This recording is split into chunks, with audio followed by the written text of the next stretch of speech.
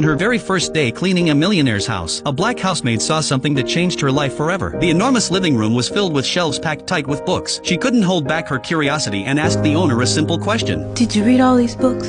Most of them.